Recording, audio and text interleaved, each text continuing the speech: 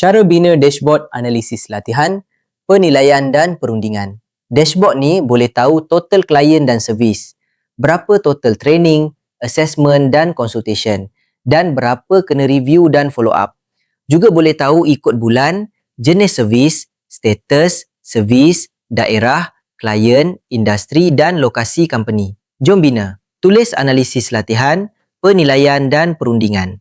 Dan bina 6 slicer untuk jenis servis, status, servis, daerah, klien dan industri.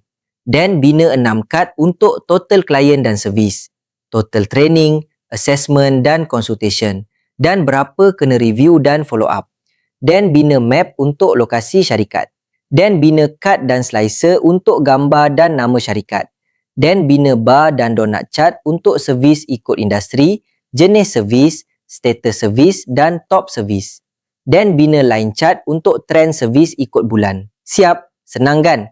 Nak belajar dan dapatkan dashboard ni, klik profile.